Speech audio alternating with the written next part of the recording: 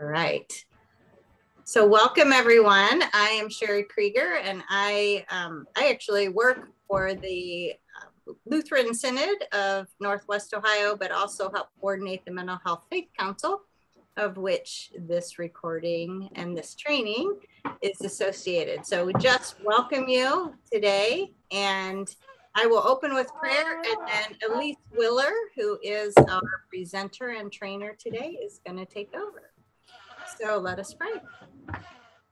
We are so thankful and blessed for this day and the opportunity to be trained in hard conversations. We are experiencing all kinds of strife in our world, and we pray that this training and the spirit of kindness and understanding and curiosity might reign in our lives and in our skills as we move forward as leaders.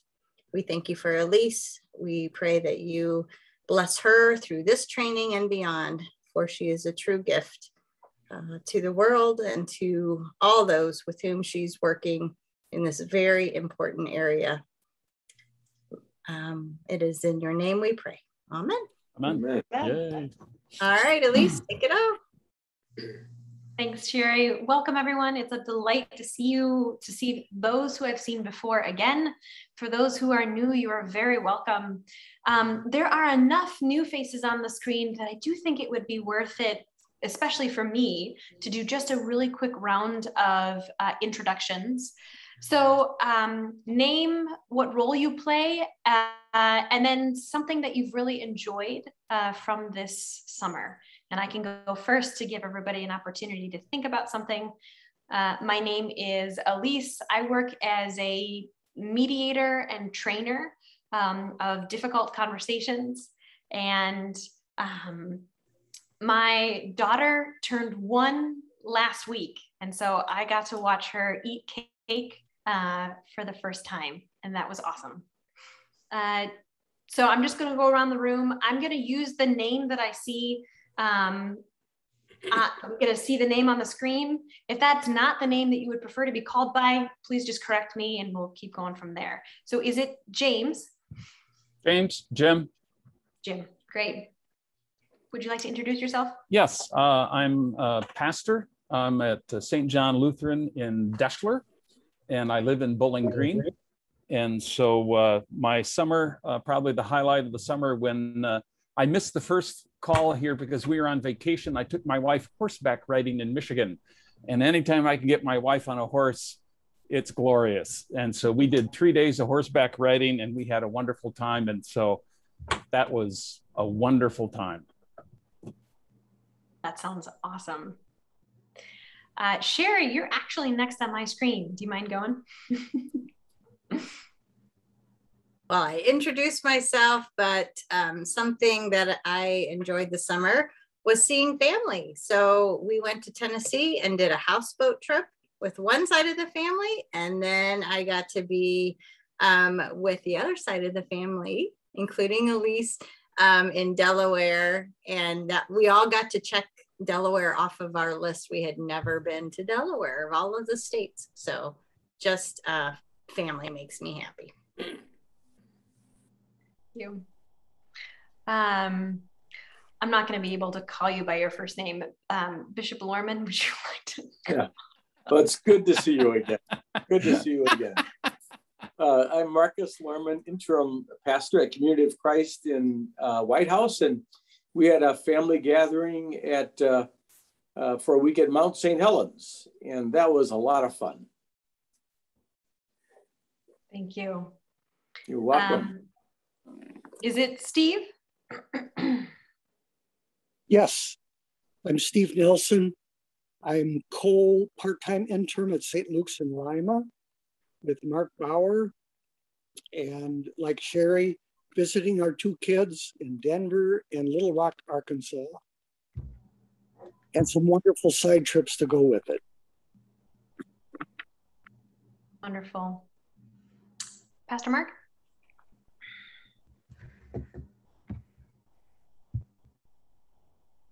That's you. Yep. I can't hear you. And I think you just told me that I'm not a pastor. You're muted. Okay. Mark, you're muted. There you go. There you go. Can you hear me now? We can hear you. Okay. This is a new setup as far as the headphones and integrated microphone. First time I've used it, so I just want to be sure that my voice is coming over. It sounds okay. Extremely clear to me. It sounds great. Okay, that sounds good. Thank you. Mark Bogan, I'm the interim since June 1st at Grace in Fremont, Grace Lutheran in Fremont. And probably a highlight of the summer was our neighborhood organized a kayak outing. And so there were five couples or 10 kayaks that we went out and on a local waterway here, but that was just a fun time and quite memorable. So, thanks, Mark. Linda. Hi, first time here. My name is Linda Schnell. I'm a co-facilitator at NAMI's family group meeting on Monday evenings. I have a 16-year-old pug that has myelopathy and he walks with wheels. And we took him camping with us up to Lake Winona and had a good time with family. First time camping trip for your dog? No, he's a camper. That's cool. That's impressive. Mary. I am Mary Bowles. I am from Defiance, Ohio. My home group is Zion's Lutheran Church here in Defiance. I am a call facilitator for the Northwestern Ohio Synod, serving the Maumee Valley Conference. Over the summer, I've been doing a lot of reading with my book group and making plans to go to the Outer Banks in October. That sounds lovely. Haven't been, excited to try it. It'll be an adventure.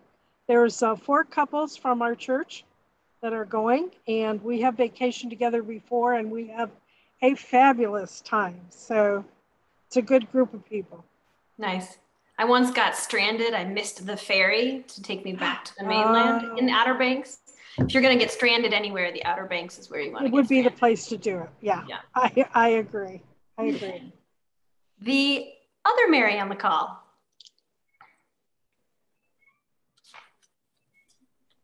Well, I'm Mary Satterfield, and I'm a call facilitator with the Northwestern Ohio Synod.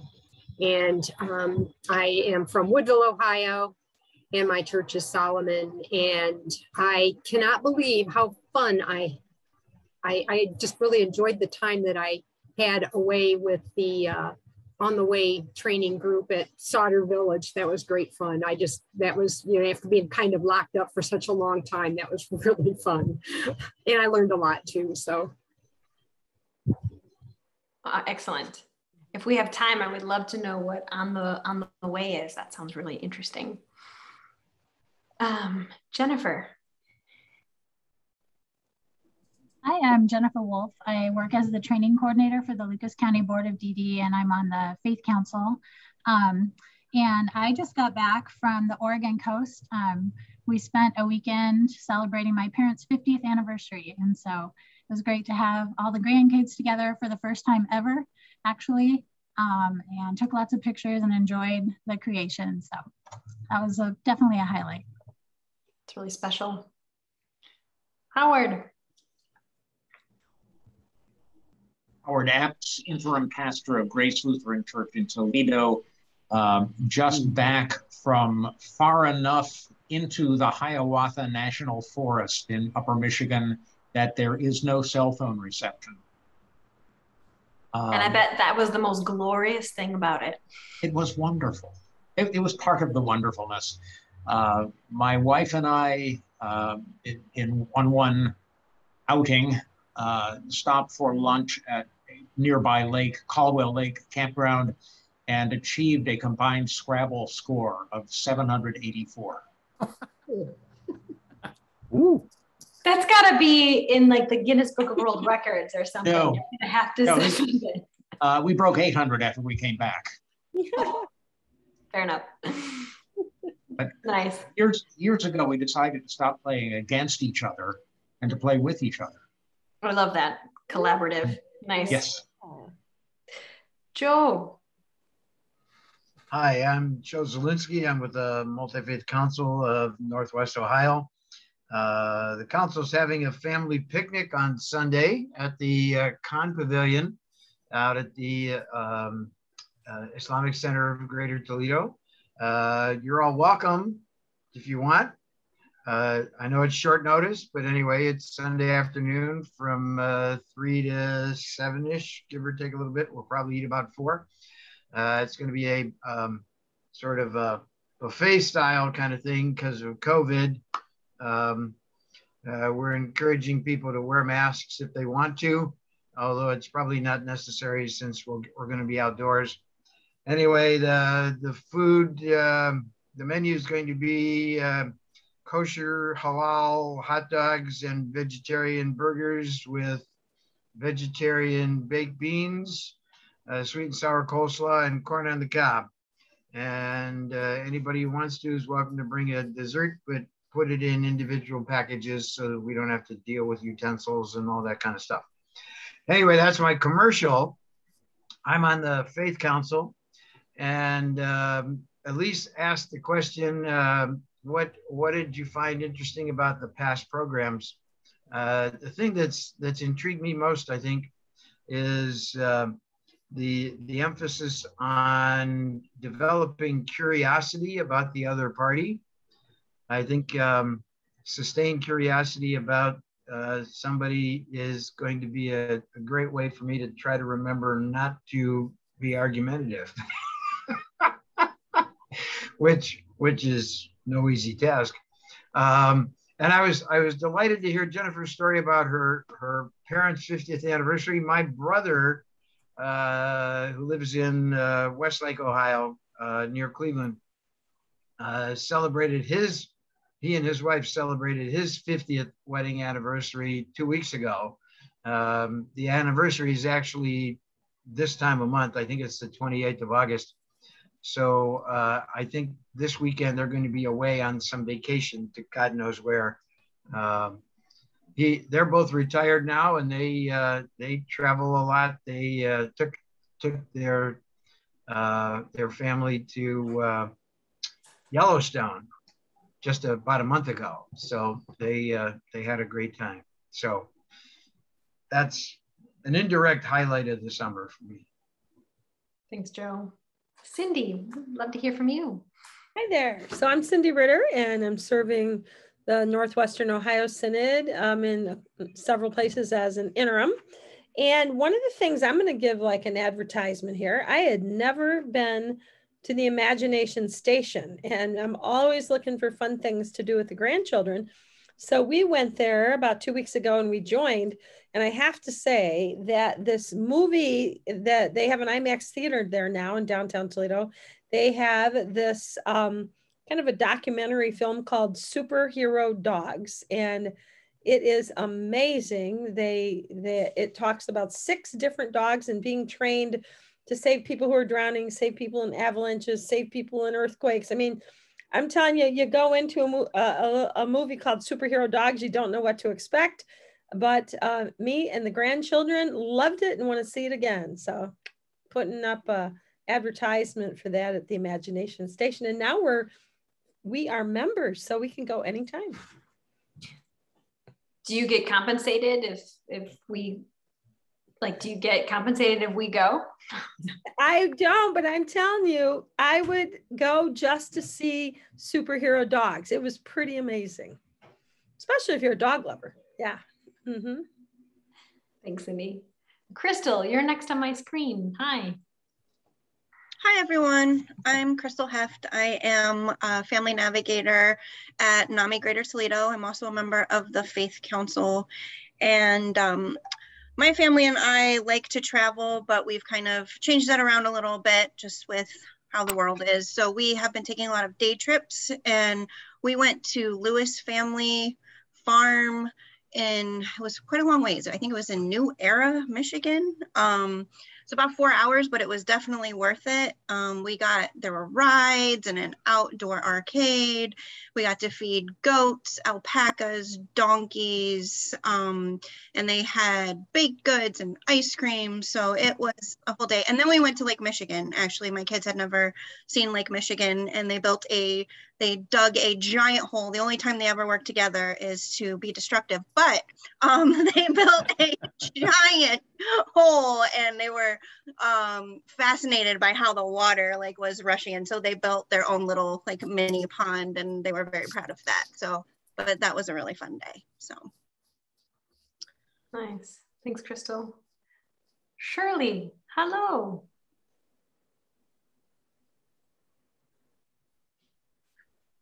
It's interesting. I'm not hearing Shirley. Is anyone else hearing Shirley? No. No, but you're not muted. Maybe do a little bit of tech, Shirley, and we'll come back to you. Does that sound good? Great. Patrice.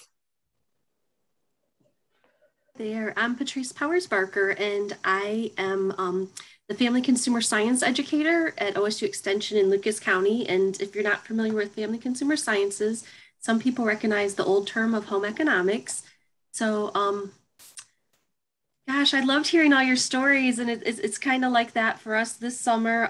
Certainly things are not back to normal, and we're not traveling as far or as wide as we wanted, but we kind of did some long weekend trips kind of in the area. So like Port Clinton and Put in Bay, and pretended we were on a long island excursion. So, time with my family and then extended family that we've kind of gotten to see some more people this last summer. Nice.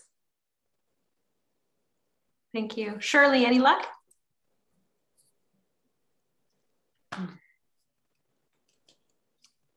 Maybe her volume button at the top of her screen. Can you nod if you can hear us? You can hear us. Oh. So you've muted yourself. Unmute yourself again. Talk now. Well, sorry. I was going to suggest that you talk while it's muted. Maybe the button's backwards. Yeah.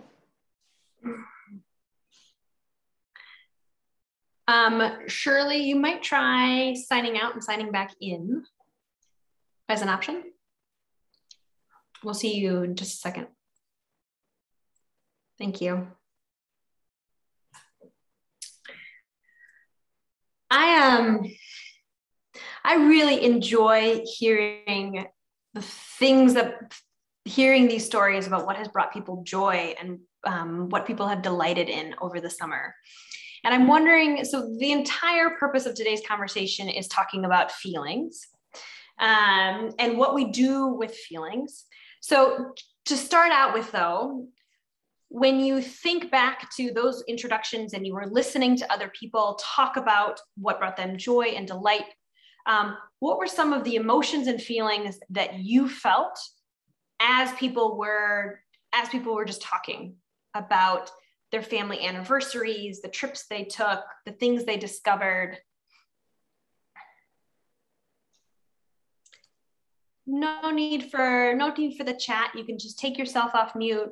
Would love to I found that I immediately went to things that I connected with or not connected with. Things that it's like, oh yeah, my kids are grown and out of the house, or family gatherings. It's like, oh, that's nice, it's okay. When Crystal was talking about New Era, it's like that was a stone throw from where I was riding horses with my wife, and I'm like, oh yeah, we know all about New Era. Was that exciting? Was what exciting? The connection. I wouldn't say exciting, but it's just that's where my attention was drawn towards.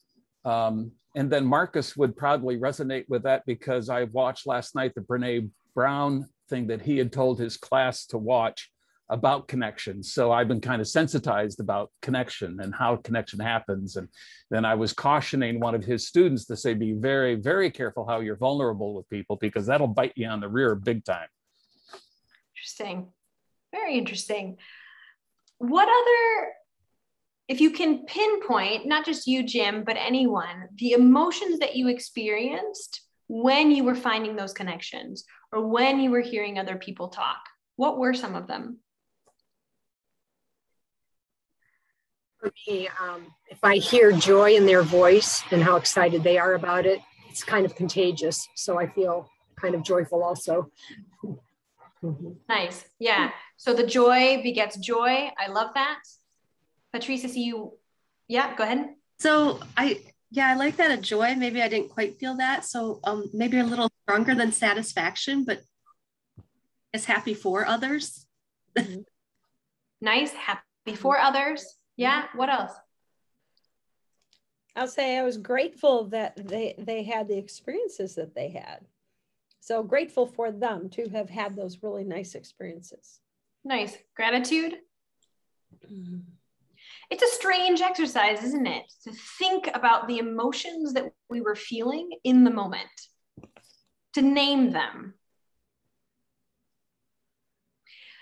And yet that's a little bit about what we're going to be talking about doing in difficult conversations. Typically, when you think about a difficult conversations, though, it's not the feelings of happiness, joy, connection, gratitude that we're feeling. What are some of the emotions that you regularly feel when you find yourself in a difficult conversation?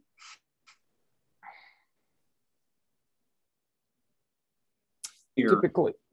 Go ahead. Fear. Uncomfortable, awkward.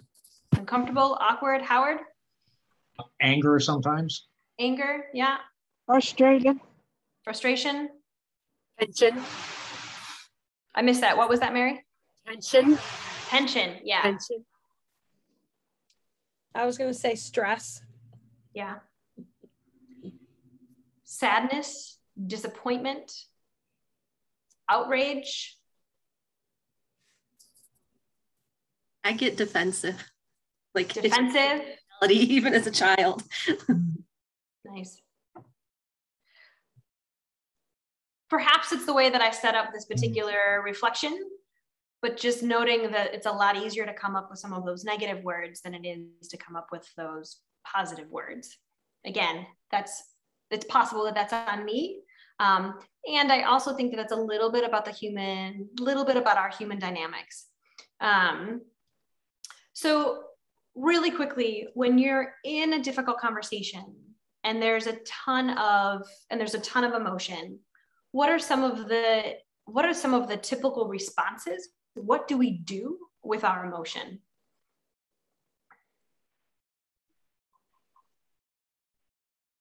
I think it affects our some of our nonverbals and the tone of our voice. It affects how we talk and how we express what we're saying.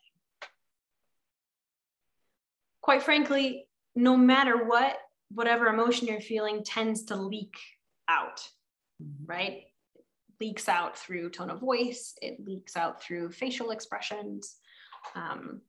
If any of you are familiar with the work of Paul Ekman in California, he's written books on micro expressions and macro expressions. It's really fascinating. He has made an entire career of helping people read other people's expressions. The only reason he has a career is because when you have an emotion, that just gets displayed somewhere. The blood rushes to a specific place in your body to prep you for what it thinks it needs to do. So when you're angry, that blood rushes into your fingertips, it rushes into your feet. It's getting you ready to do what? Fight or flight. Fight or flight. If you're going to flee, you need the blood in your feet. If you're going to fight someone, you better have it in your fists. Absolutely. Yeah. Jim's ready. Nice. Yeah. So one thing that happens with emotion is that we just keep it in as much as possible and it starts to leak out. Most often it leaks out in some pretty unhelpful ways, right? There's another way though that people deal with their emotions. What is it? Yeah. Ignore it. Stuff it. Try to stuff it down. stuff it as much as possible. Yep, you stuff it down. Then what happens? It leaks out. It either leaks out or it erupts. It erupts. It's a perfect volcano, right? This isn't fancy stuff. You've heard this, you know this about your own self. Super unhelpful advice from someone like me as a consultant when I'm working with other people. I'm gonna show it to you. It's hilarious. So this is a slide that I often use when I'm working with groups, right? And so we spend a lot of time going through what you've just identified. So you have a strong reaction. You either dump it into the conversation or you avoid it, which leads to normally two things. It leaks into the conversation or it just explodes. So after all that, as a consultant in conflict management, I offer some advice. Negotiate with yourself to get curious and raise it productively. Easier said than done. And so what we want to do here today is just take one tiny little exercise on how you might either get curious about yourself and the emotions that you're having, or how you might help others generate that curiosity about the emotional reaction they're having and why they're having it. So really quick and dirty, really quick and dirty explanation of what happens to you when you're having an emotional reaction and what might be going on in your brain. So thanks to things like fMRIs and other advances in science, we're actually able to watch the brain when it's under various different situations. And it turns out that the oldest part of our brain is something called the amygdala. Nod your head if you have heard the term amygdala before. Yeah, you have.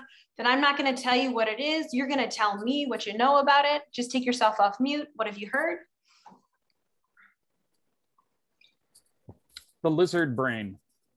Yep, nice. Lizard brain, referring to the fact that it is the oldest part of our brain. What else have you heard? I've heard it referred to as the fire alarm of the brain. It's always scanning for danger. Absolutely. Yep. Responsible for spontaneous action or behavior on our part. Yep. It moves something like 100 times quicker than any other. It responds 100 times quicker or something like that than any other part of our brain. Yep. Anything else?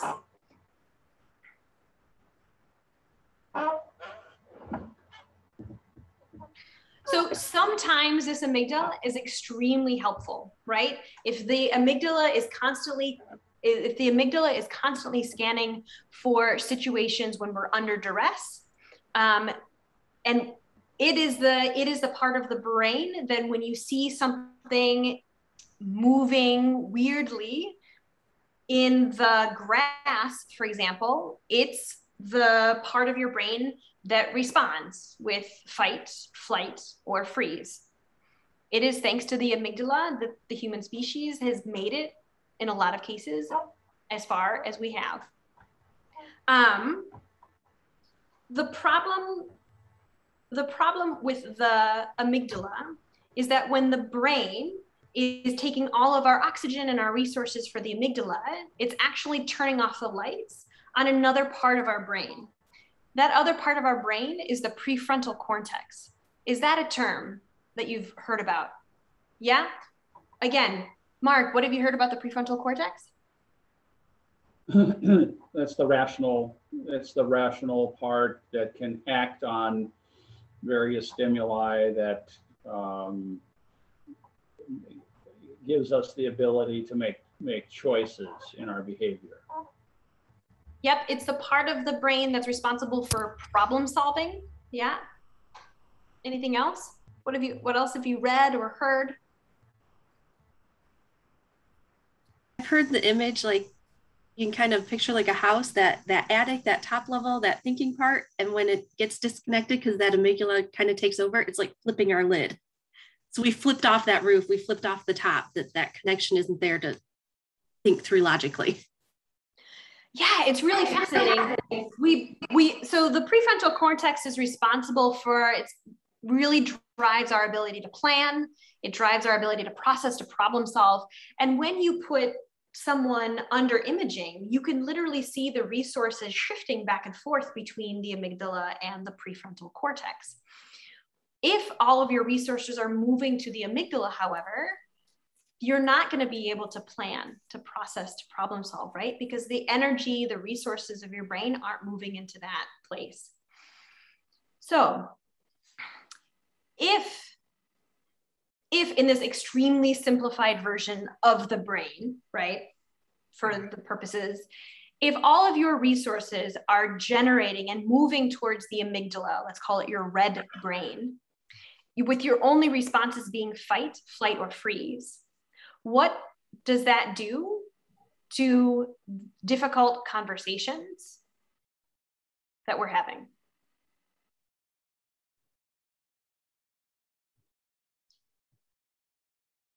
Well, it puts you in a position of contest and opposition rather than resolution.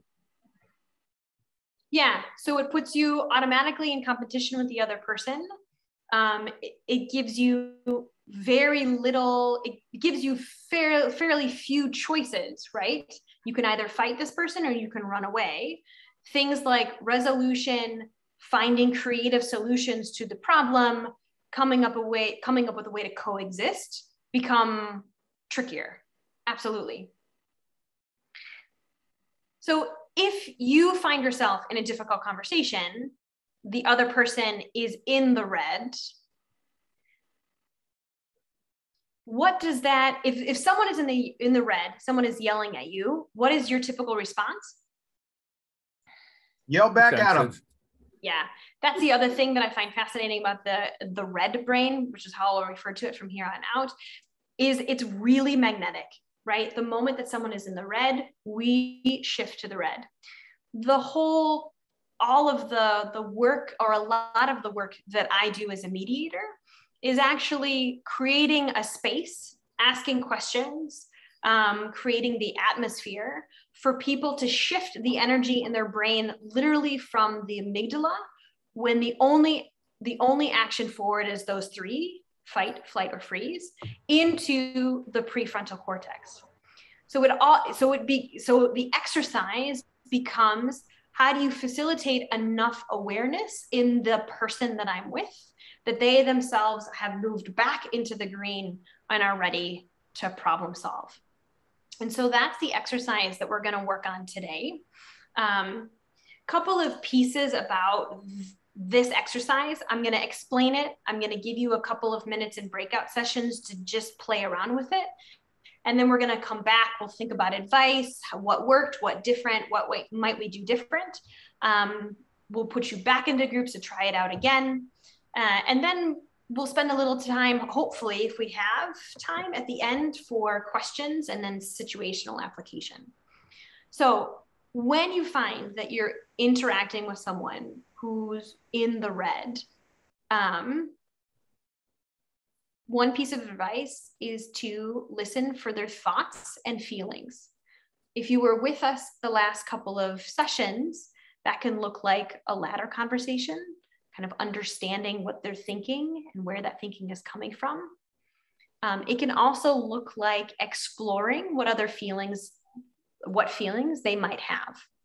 Not unlike the conversation that we had in the very beginning of this conversation, when I was asking you for emotions that you felt when we were just talking about our summers. The second piece is to inquire and acknowledge those thoughts. The third piece is to inquire about and acknowledge those feelings. The hardest thing about facilitating awareness, the hardest thing about moving someone from that red brain back into the green brain when they're feeling a ton of emotion, is that it's actually really tempting for us, especially if we're in the green, to start problem solving for them. Let me just check in. Have any of you come home from work And all of a sudden you look at your partner and you just tell them, oh my gosh, I cannot believe what my colleague did today. You're not going to believe it. And you tell them that story. And instead of saying, so, and their response is, oh, well, have you tried telling them this? Have you tried telling them this?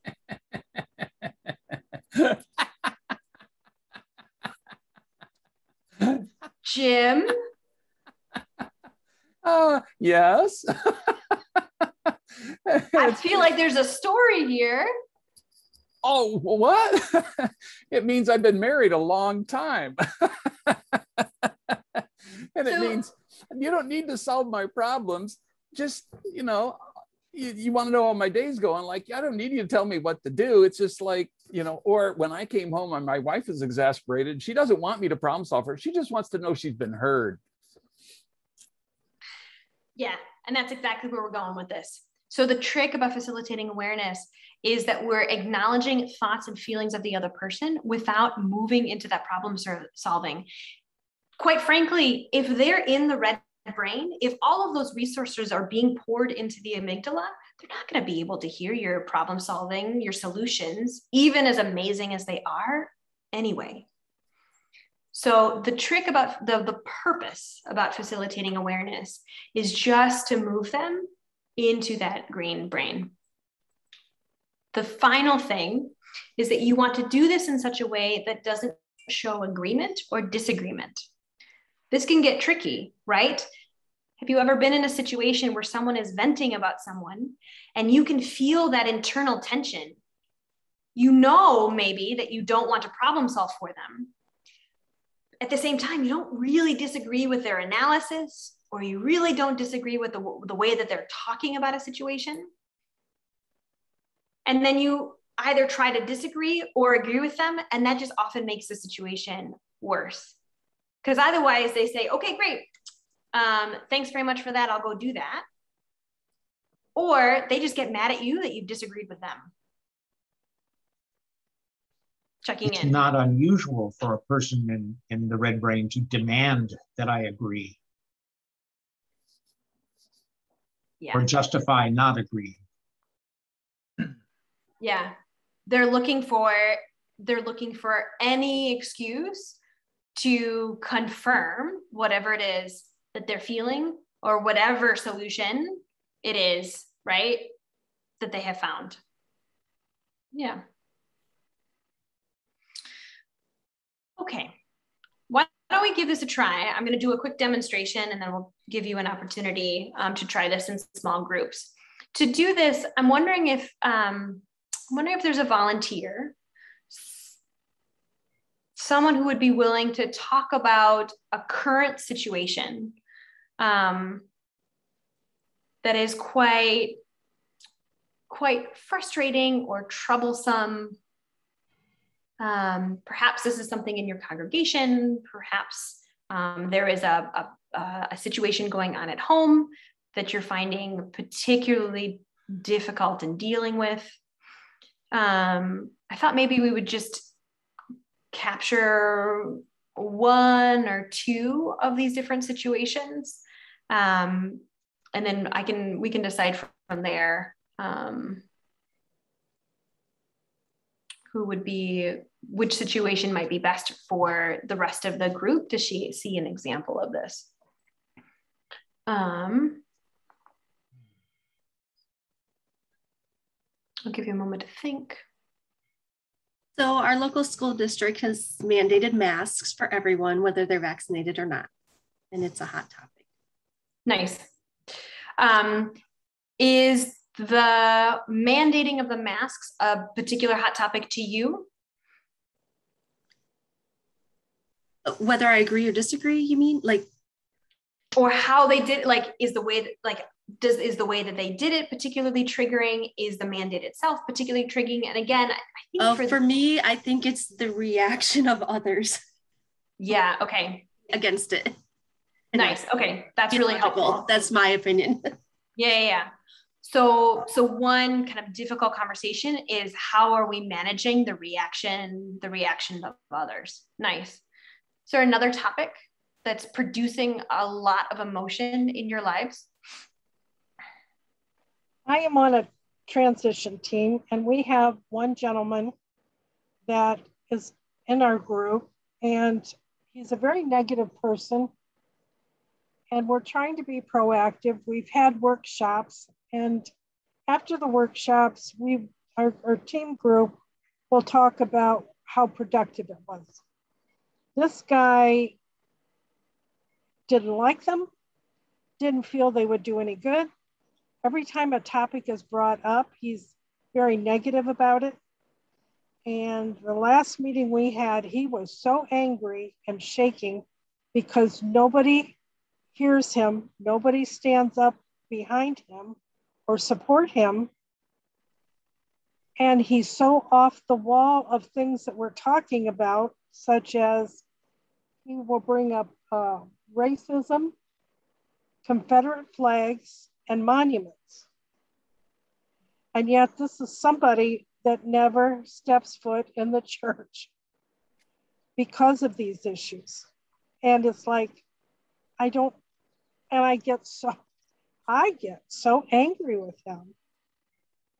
I listen to him and I can't back him up. I can't support him because he's not making any sense. And all the way around the group will say, it was wonderful workshops, we're doing great things, we're looking forward to this or that. And he's always the one that every time he opens his mouth, it's negative. We have no leaders in the church. We don't do anything. We don't make any changes. And it's all wrong. I'm going to pause you for a second. Patrice, if it's okay with you, I'm actually going to do this exercise with Mary.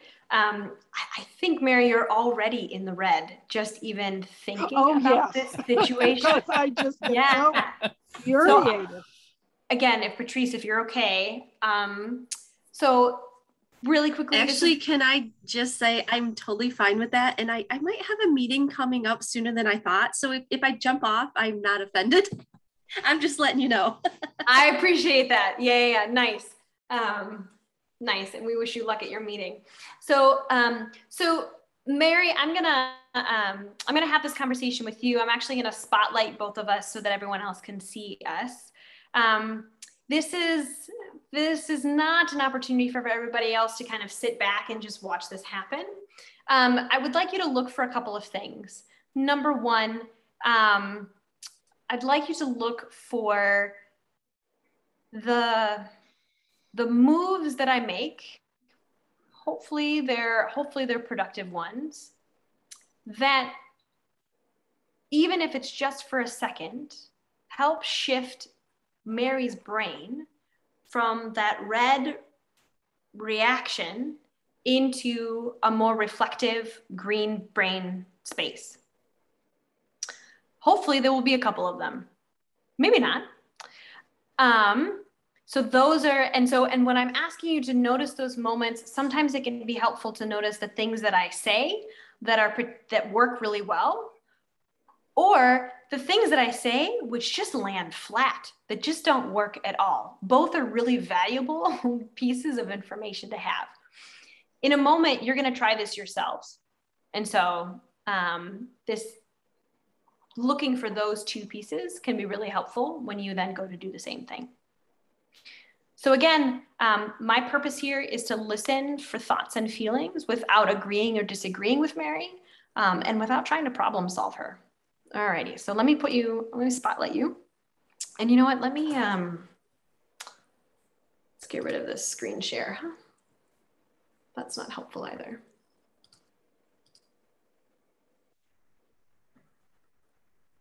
Alrighty.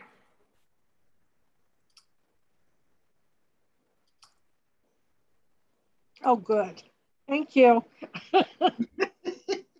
You're not alone. I'm here too, in the spotlight with you. Alrighty, here we go. Mary, I noticed that when you were talking about this gentleman, one of the feeling words that you used was anger. Is there anything else? Frustration. Anger, frustration.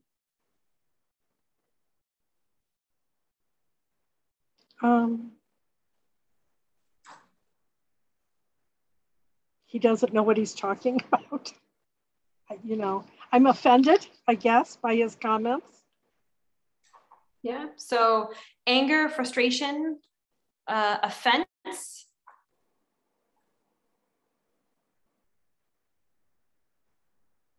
Is there anything else? I don't think so. I think those are my top three.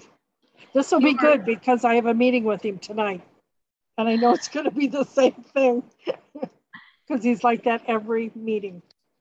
And when you think about having the meeting with him, what happens to you physically?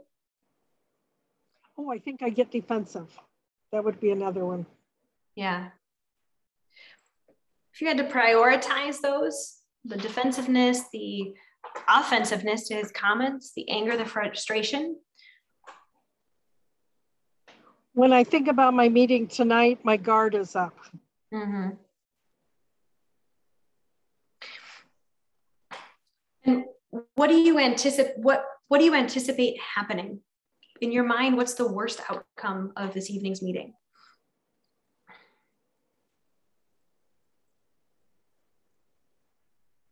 The worst. Probably the worst would be I would get so upset I would get up and walk out of the room. That would probably be, I haven't done that yet, but I've come very close. Yeah. And when you think about getting up and walking out of the room in response to him, what do you think about that? I think about doing that when I am removing myself from the situation. I don't want to hear about it anymore. You might call that avoiding it. I'm not sure. When you think about getting up and just leaving, I can also imagine a small bit of relief that it would be done. Oh, yes. Well, a little. I still bring it home with me. And then my husband gets to hear about it. Not that he can solve it, like Jim said, but he can listen to me. Yeah. You know. Is it having a negative impact on that relationship at home? No. No. No, because he knows this gentleman too, and he's like that all over the church. No matter what he tries to do, he's not heard because he's so far out in left field that nobody pays any attention to him. So you've mentioned that a couple of times. His comments and his opinions are really far out in left field. Why does it matter so much to you?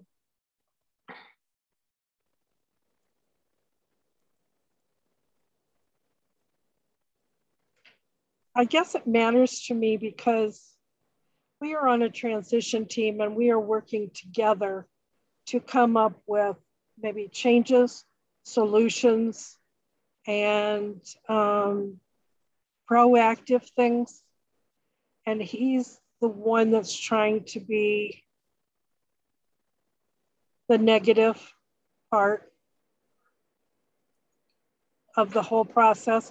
So I know at one point I even said, why are you even on this committee?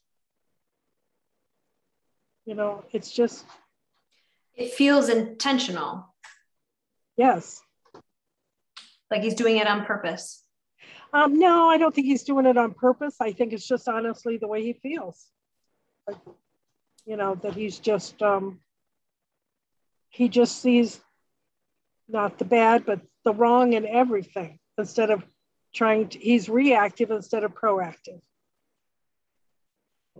Nice. I'm going to pause for a second. I'm going to get rid of the spotlight. But before I do that, I just want to say thank you, Mary. I know it's not easy to just You'll get me all riled up again before I ever go to this meeting tonight.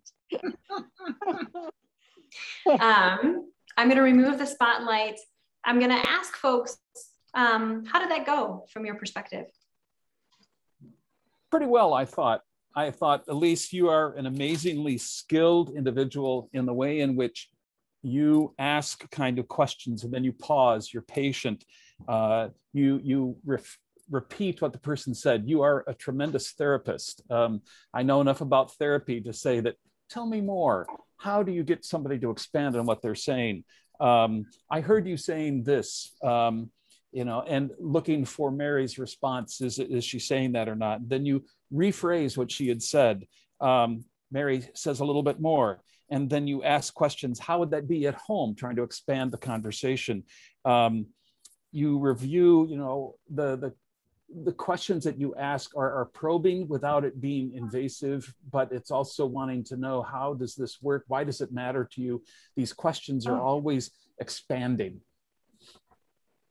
Mary, did you want to add anything to that? And so I'm thank you for some of those compliments. And not everyone has to agree. If you found some of those questions either too evasive, if you found them too touchy-feely, also really good, really good dynamics, really good thing to know. Yeah, Mary, sorry. No, I thought it, you know, you were very well on target with everything, you know.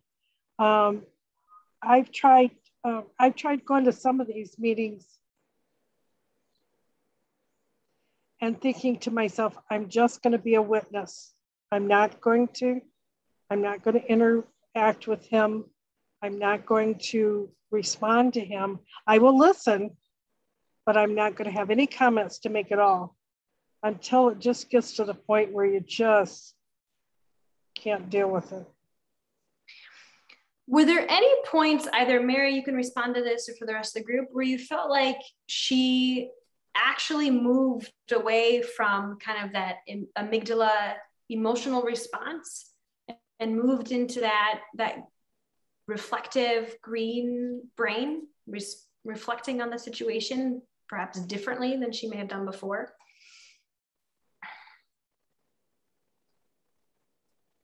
Yeah, Patrice. You can go ahead, Howard. Oops, sorry. This may not be responsive to your question very much, but there was at least once when you asked her a question and she didn't respond to your question, but went on with her own thought. You asked about prioritizing her reactions. And instead of first is, second is, third is, she added, my guard is up.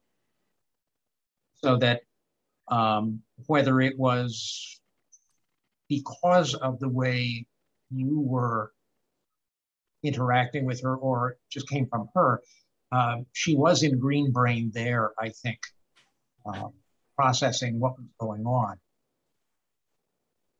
rather than just reacting to what you were asking. Yeah, that was kind of an interesting moment. Mary, do you even remember that? I do, and I had the thought process there. I even numbered them on my paper here. My first response is defensive. My second one was anger, and then I would get frustrated, and then I would be offensive. Interesting. Because I was offended by what he said. So I thought it was kind of interesting when Mary, every once in a while, she would take moments. I don't know if you noticed this, but her eyes would actually move up. It would be as if she was looking at the ceiling. There were a lot of those moments where then the response felt like it was green brain speaking. And I literally think that might have been a tell that instead of just offering up perhaps a piece of the story that she has told before, she was accessing a new piece of that analysis. Maybe. If we had time, I don't actually think we were fully in a green brain space enough to move to problem solving. I think Mary, there are still lots about this particular story that's really triggering. So going to, problem solving or thinking about how you're going to specifically show up in the next meeting might not have been helpful. I do think, however, that with a little bit more time, it could have been. And I just want to check in on that conclusion that I have. What do you think? Well, Mary. Here's the thing, you know, when he comes into the room, he's always late, which isn't a big deal. I always acknowledge him. I say, hi, so-and-so. And then he sits down and he Real quick, hold on 1 second. For the purposes of this exercise, is this red brain or green brain right now? Not you, Mary, everyone else. Red. Oh, yeah. Why? He's because he's always late. Which isn't a big deal. It's totally fine. I think this is super helpful. This is your red brain telling you that things that this person are doing are particularly frustrating to you. Facilitating awareness would be getting curious. Why does it matter that he's late? What does that mean? What does your brain think? You know, what does your brain interpret that move as? Why is it so important to you that every single time he walks in late, you acknowledge him? Like, what does that say about you? My guess is it says something like, you're doing your best. You're trying, right? Yeah. That's all good. That's all good stuff to explore and learn. The reason I get frustrated because he's always late is because he'll walk in 20 minutes after we've started our discussion. And then we have to backtrack and do it all again because he just got there. Mm-hmm. So time consuming. Yeah. If he was coming from the hospital having saved someone's life and then you had to do that again, would you be so annoyed? No. No. There's something about him coming late, specifically having to go back and redo this information, talk about what you did, that is really, really frustrating. Yes, a sense that it's a control mechanism for him. So I think you guys got it, right? None of this is problem solving. This is all trying to dig in deeper. What's going on? What might the emotions and the things that Mary is saying be actually, what are they trying to tell us? Thanks, Patrice. What might they actually be telling us about what's going on? Why we're so frustrated, why we're so angry? What is it about this guy that just gets underneath our skin and gets every one of our buttons? So I'm actually going to pause. I'm going to put you into breakout groups as a way to practice this. So you're going to go into groups of 2. Don't spend a lot of time, please, on trying to decide who's going to facilitate awareness and who's going to tell their story. Just volunteer. Think of a story or think of a situation that you have currently in your life that is causing a lot of the emotion. If you can come up with a story, Mary, your story was awesome. So grateful. It's not an awesome story. You're right. You know what? You're right. It's not an awesome story, but your willingness to be vulnerable and you're willing to share it with us is pretty amazing. Sure. Yeah. Thank you. Yeah. Thank you. To come up with a story. And then again, the goal of the person who's facilitating awareness is not to problem solve. You're not looking to find solutions to the other person's issue or problems. Your sole purpose is to inquire about their thoughts and feelings, acknowledge those. You're looking to confirm your understanding, potentially in the effort to find something new, to help your other person find something new about whatever it is that's going on. Questions before I put you into breakout rooms?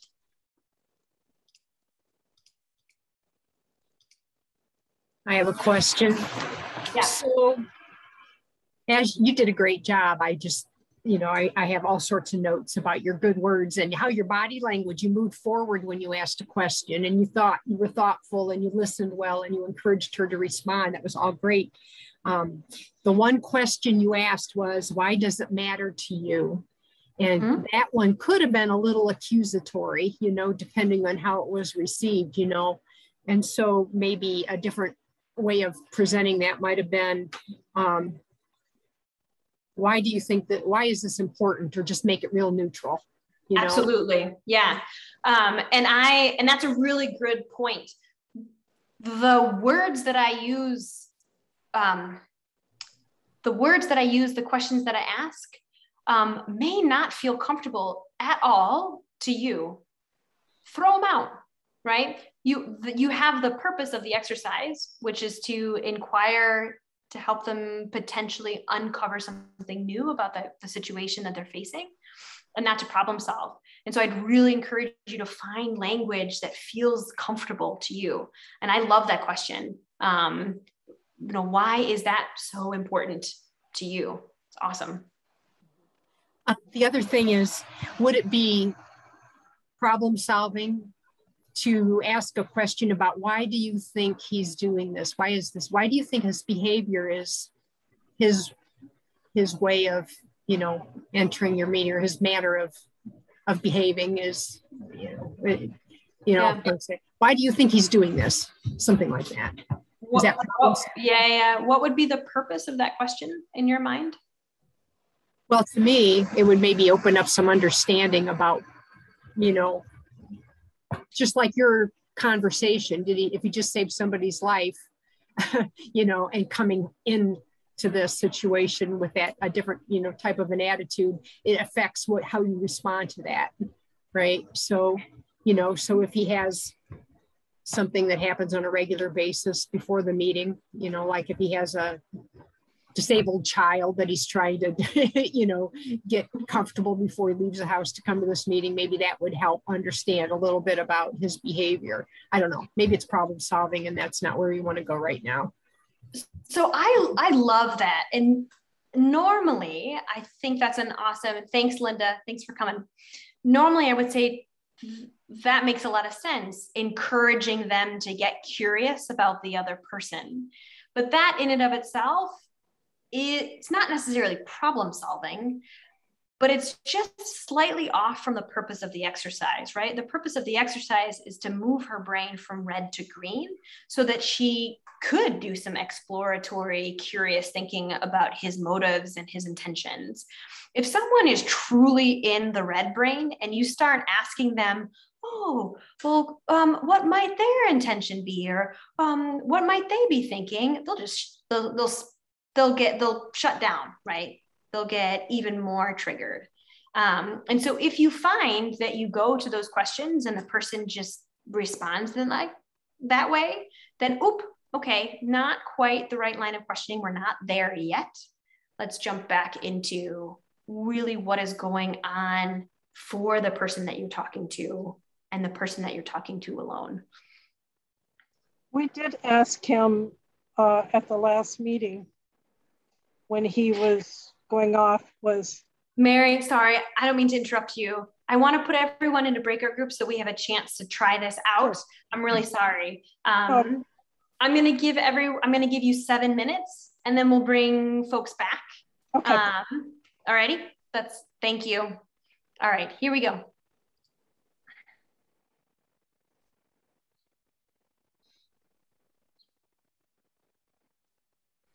So on your screen, you should see a place to enter into your breakout room.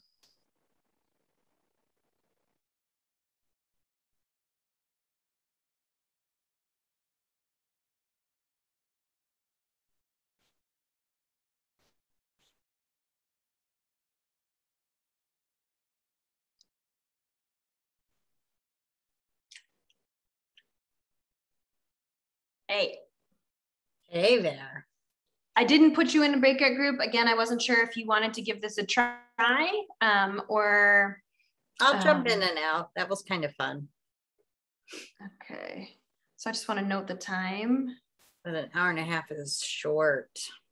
Uh-huh. So when Jacob sent me the email, he wanted to do hour sessions with the Synod staff. I went, ah! Yeah, he doesn't get it. So, well, we can work with that. Yeah, I mean, I figure we'll just get the contract and I mean, I can do hour-long sessions. I just have to be super tight and we just have to be super intentional about what the purpose is. So yeah, and we won't have the introduction. Yeah, that took up quite a time. 25 minutes. Yeah, and I should have asked you about this beforehand. Like how much this is about community, where those introductions and knowing what's going on with other people feels really important. And how much you and your wife, how do you and your wife deal with this?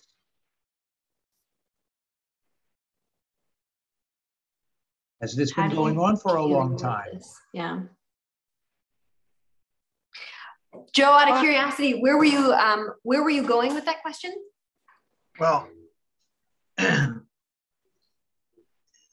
little background. Howard and his wife had an interaction that, as we were exploring his feelings on this, he attributed some of her behavior to following her parental script with, you know, in her role as the wife, the helpmate, to and following what her mother and father had done, and so then I asked Howard if he felt that perhaps he was doing the same thing, and he kind of went and acknowledged that as a possibility, and then I said how he phrased it was, he said, and when she brings that up to me, I don't suppose I react very well either. And I said, is this a recurring circumstance? That's how that came up. Nice. I just want to pause there. Total green brain. The red brain never takes never acknowledges any type of contribution to any situation. So Howard's ability in that moment to do some of that self-analysis is all green brain, which is awesome, right? Because Joe, your question, like, how do you deal with this, could be a question that moves a little bit towards that problem solving, like trying to figure out how to go forward into the future, which becomes possible, right? Because he's in that place of self-analysis, self-awareness. Nice. Other groups, things you found, things that were helpful, things that were challenging, words that worked, words that didn't.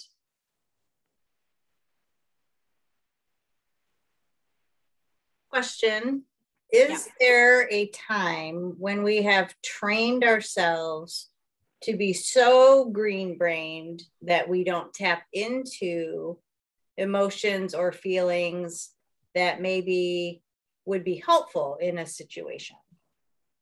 It's a really nice question. I smile because we actually had that exact same question on a difficult conversations training that I was doing earlier today. My co-facilitator made a move, which I'm gonna take directly from him. I'm gonna actually put that question back out to the group. What do you think? So let me repeat the question. So if you spend all this time, developing energy and trying to be in the green brain all the time, do you lose out on what the red brain has to offer? Did I get that right, Cherry? I think, yeah, and I think it relates to maybe Jim's comment earlier about the vulnerability piece, that sometimes we as leaders don't want to be vulnerable because of where it might lead. But I think sometimes we also overthink and don't share emotions or feelings in such a way that I just saw my dog back there. Sorry. And Sherry, I think the thing with where the vulnerability part, you got to be careful in its appropriateness. But the analogy that popped in my head just now about this question, if you're always in the green brain, is something from the resource about the committee where you have your mutual ministry committee. And it says, we want people in the congregation on the mutual ministry committee to be like they're driving a car and they're always looking at the instrumentation around them. You're driving, but you're also aware of how fast am I going? You know, is there anybody else around me? You're always looking around you. Your antenna are up. You are assessing everything that's going on, but you're still driving. You can't stop driving. But in the meantime, you are constantly assessing all these conditions. How hot is it in the car? What's going on around me? So you are aware of your surroundings and constantly looking in the rearview mirror, side mirror, the other mirrors, what's going on around you.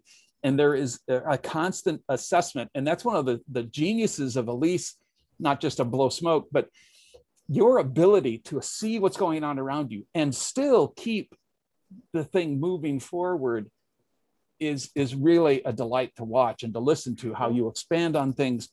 But in the meantime, you're aware of your own stuff. You're reading these signals, macro signals. By the way, I wanted to ask you, what's the guy's name that is the expert on the macro and micro signals? But you know, I'll get for that later, because and if I'm playing poker, I want to read people's tells. Yeah. So I think, so Jim, I think what I heard you saying in response to Sherry's question is that no, I think the answer is with the prefrontal cortex, you're able to manage a lot of stuff going on, and you just rely on the fact that the amygdala will just respond by itself. Did I get that portion of what you said? I wasn't going into the amygdala kind of thing. I think when you're assessing, you're aware, there's a self-awareness without having to be reactive.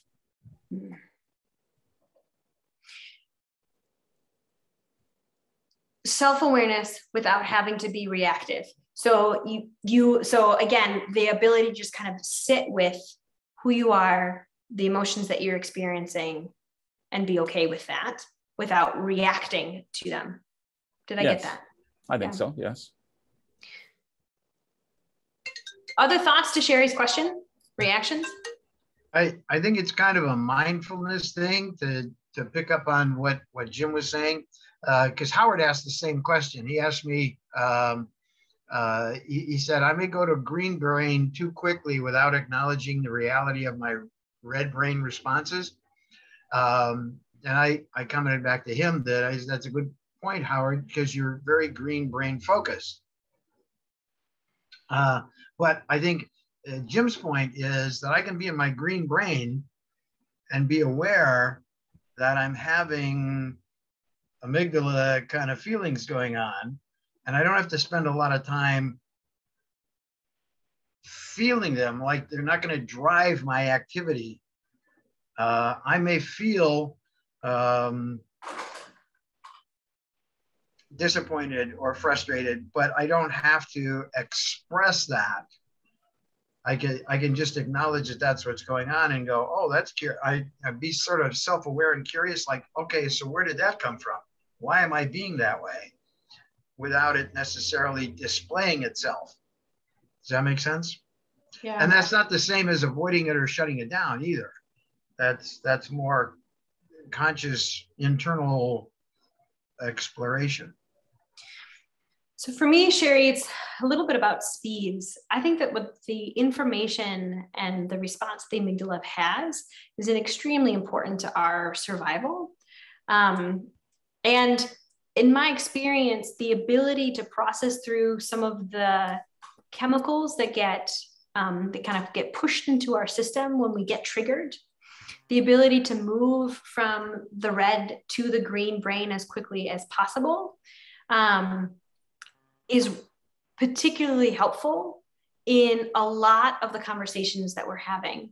Whereas the red brain is its ability to see a snake and respond to a snake is particularly effective. If it is only able to see my coworker or my colleague as a snake, then it inevitably leads to some really poor decisions on my part. And so for me, it's not a matter of getting rid of the amygdala or trying to shut down that part of my brain. It's all about the speed in which I can shift my focus into that prefrontal cortex, or my ability to help others shift shift into that green brain, if you will, just a little bit faster.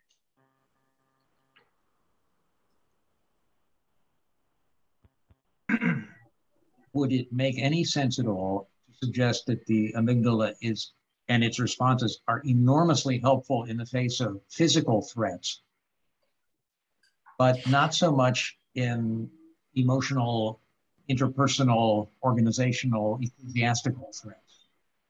Yes and no, right?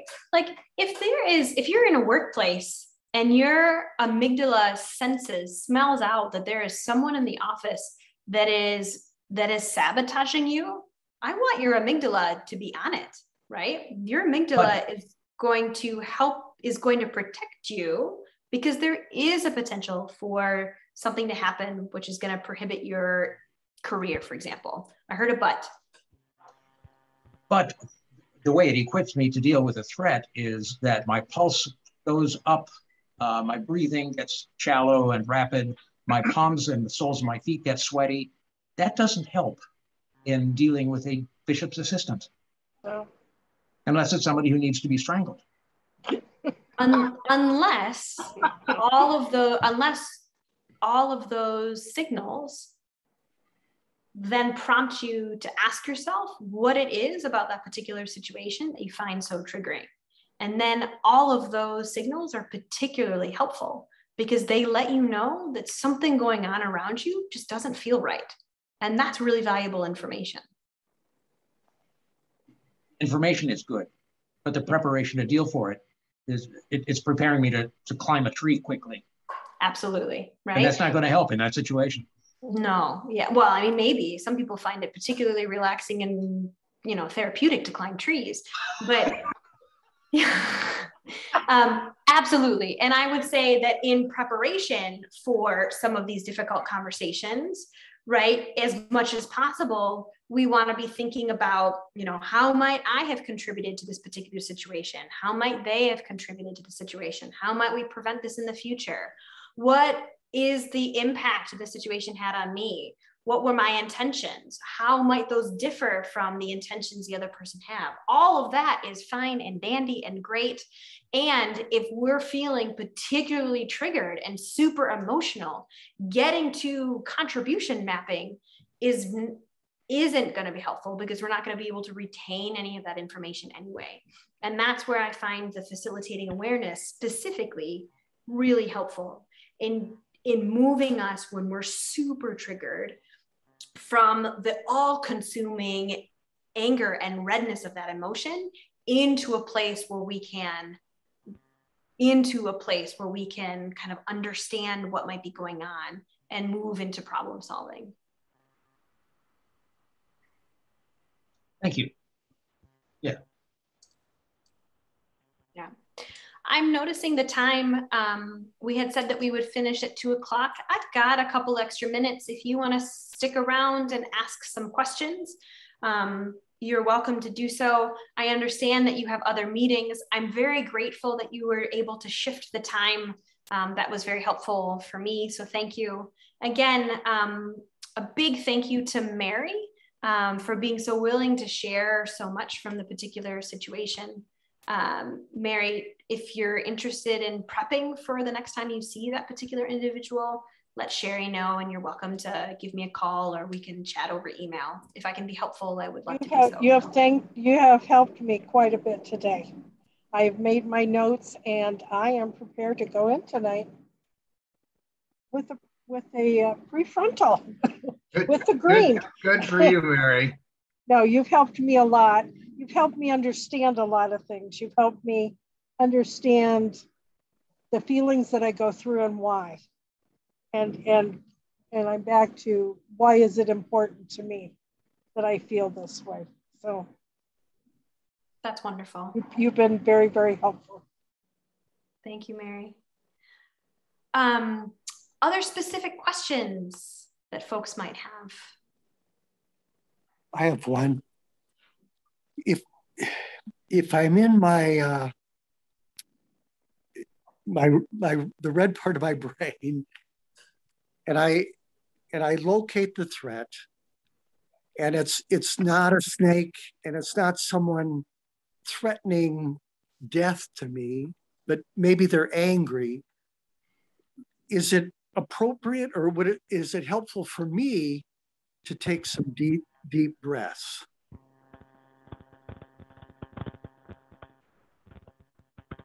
Is it helpful? Do you find that helpful? I think it would be helpful. I'm asking, is there something physical I can do to help myself to be more flexible in which part of the brain I'd like to go to? Yeah, it's really fascinating. There's a ton of research. A lot of it is happening in the meditative yoga spaces about areas of your body. So for example, the forehead, there is a whole bunch of research about specific chemicals that get released when your forehead is lightly pressed up against something. So sometimes when people are in really difficult conversations, they'll just take a moment and press their forehead as a way to calm themselves down.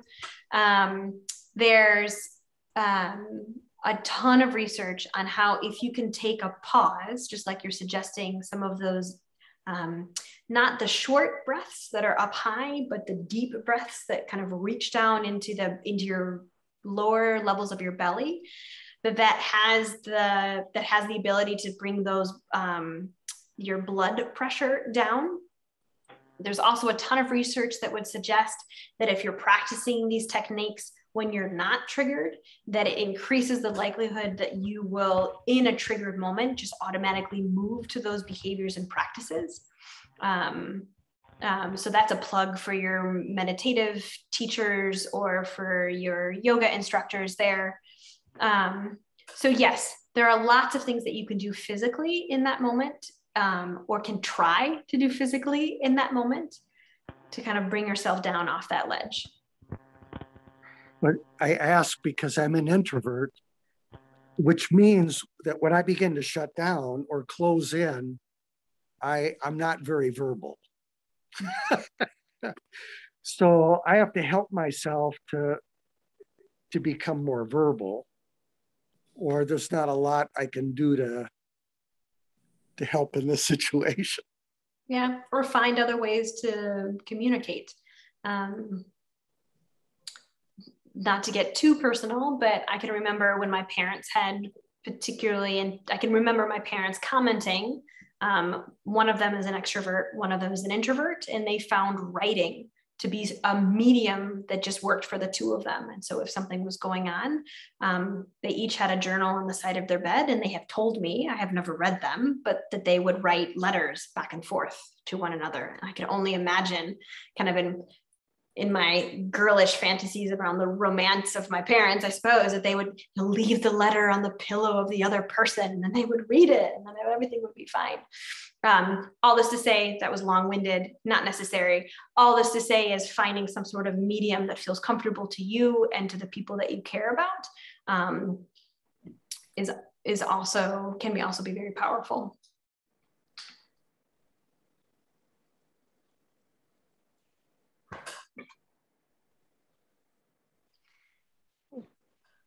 I have to check in. Bishop Lorman, you look like you are either extremely deep in thought or potentially kind of managing an internal pushback around stuff that's been talked about here today. Do you mind sharing? I hate to put you on the spot, but I'm very curious. Maybe you've learned some things from your aunt. I don't know. A couple of comments. Well, one is, in the course of my life, I didn't have the liberty of responding out of my amygdala. And so in sometimes in very stressful situations, I had to quickly move into the processing of what was going on. And so a part of me still wonders, what was the price of, in many situations, not responding to the amygdala, all of, whether it's anger, disappointment, I'm out of here, all of those. So I have found myself wondering at points, much of my life has been working at not responding to what my instinctive reactions might have been, and trying to hold things together in ways that were constructive, that would keep people in conversation with one another. But it's a lot of work. It's a lot of work, and sometimes I still wonder about some of those feelings that are still there from many situations over 18 years as a bishop. Yeah, so I find myself wondering about that on occasion as I drive around Northwest Ohio and see places where I've been and etc. The residual impact of perhaps not having what feels like the luxury to process through whatever emotions you were feeling internally, personally, because your mission and your role in that particular sense drove you towards finding a solution, drove you towards focusing so much on whether or not the relationship piece of others was kept intact. Right. Yeah, I think that's a good description. Yeah. It would be interesting to kind of dig in deeper. You said that you're driving around Northwestern Ohio. I'm imagining you driving on the road and all of a sudden seeing the name of a place, for example, of where there was a lot of emotion and conflict, and just imagining the jaw start to clench just in that moment, or the blood start to boil.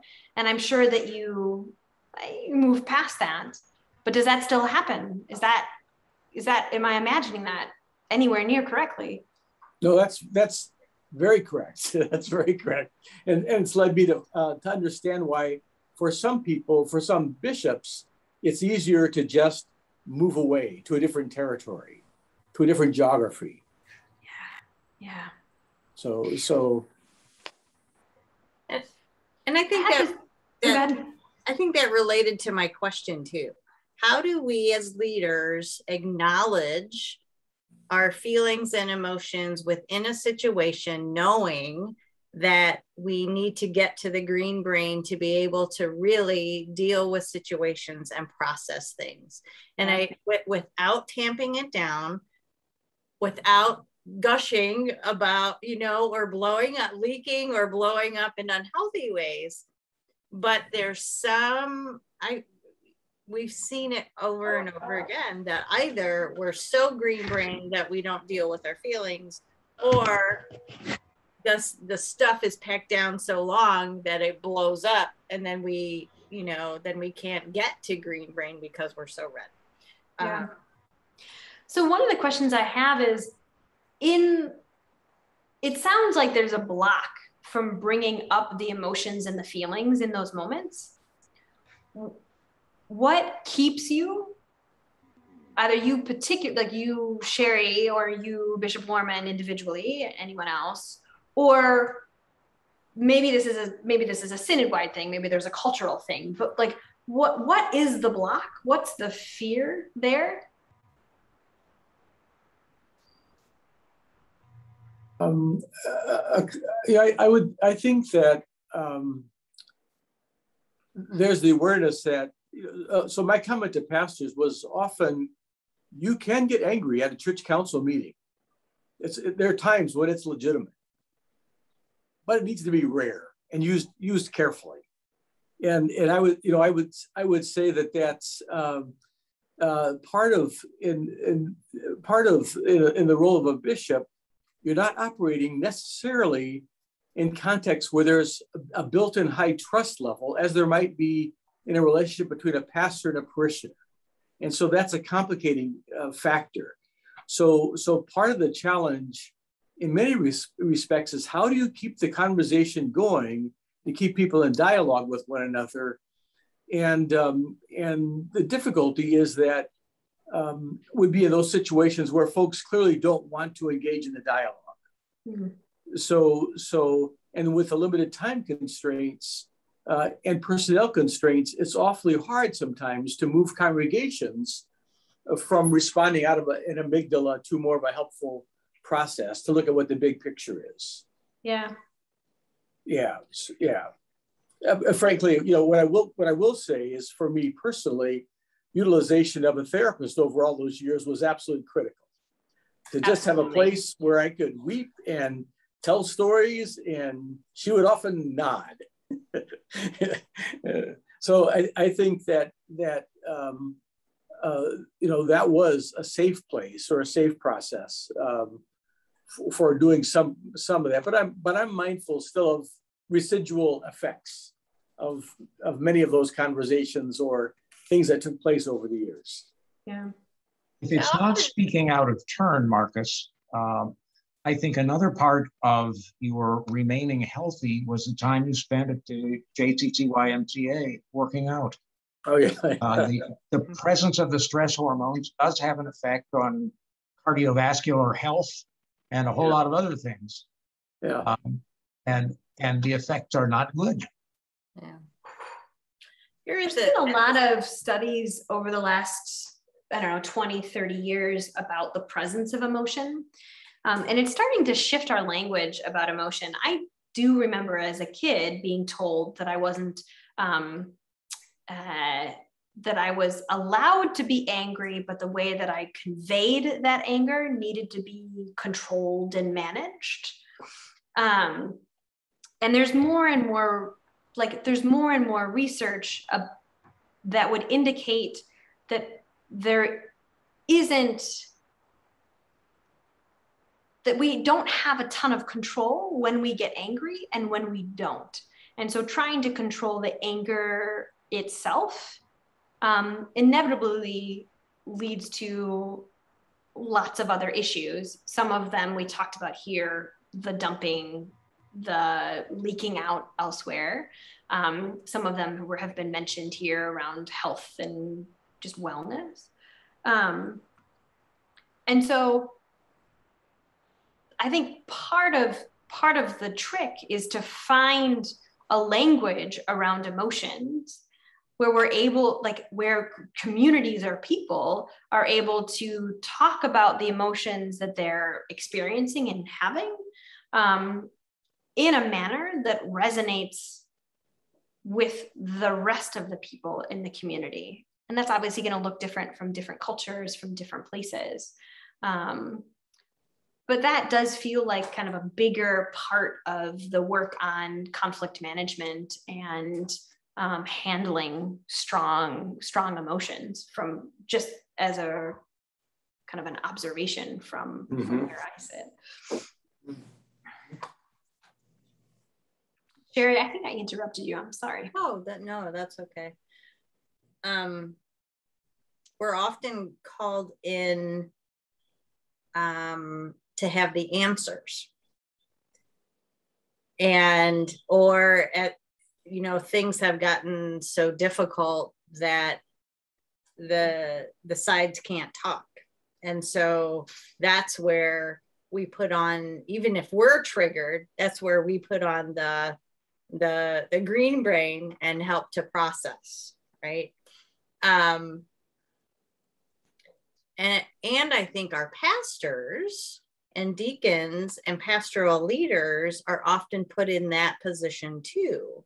And so even like call process, right? In the Lutheran tradition, we don't talk about if we feel the nudging of the Spirit ending a ministry in one place and moving us someplace else. We don't talk about that. We hide it. We might talk to our bishop, we might talk to our synod staff, we go into the call process, and then we make an announcement we might tell one or two people, but then we make an announcement to the congregation that we're going to be gone in a month. And so whether it's a cultural thing or whether it's our system or, I think there's two things. I think there's our process as a church that we need to open up those conversations and be comfortable both with the green and the red, and figure out how to get curious about that and communicate through that. But then I think there's a cultural piece too, where being right is the answer, and not being curious about the other person's perception, so that we can both grow in whatever areas we need to grow. So there's a lot going on in all of that that has led to, I think, many of us, you know, communicating the way that we do. Mm-hmm. I find that the importance of certainty, that in my consultant conflict management speak, we refer to it as the right-wrong mindset, to be particularly troubling when we're in difficult conversations, when people's identity and the emotions that people are experiencing are quite strong. I find that we trip over ourselves quite a bit there.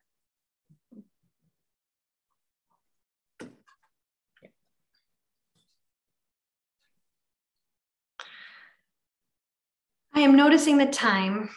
I should probably go eat some lunch. Yeah.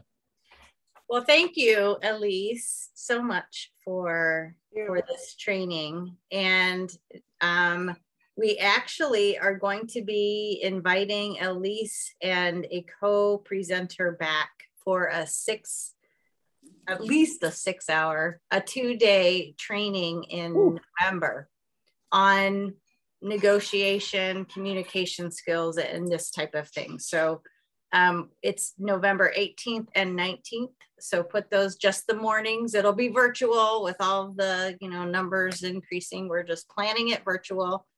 Hope that you will join us, and you'll be seeing more information on that hopefully very soon. So I don't know if you have some wrap-up comments you want to make, Elise. I just want to extend a word of gratitude to you, Sherry, and for the opportunities to spend these last 3 lunch and learns with you all. I've really enjoyed them, and it's been wonderful to get to know you. I'm particularly terrible at goodbyes. I don't like them very much. I do feel that sense of loss, and so I think it's really nice that there's a possibility I'll see many of you again in November. I also dislike goodbye so much to say that if you have situations, or if you just want to chat about any of this, please don't hesitate to reach out to Sherry to grab my contact information. Really happy to do so. And thank you for all that you do to make this world a better place to live and play for all of us. Thank you. Thank you all. Thank you so much. Thank you. Take care. Bye-bye. Bye-bye. Have a great day.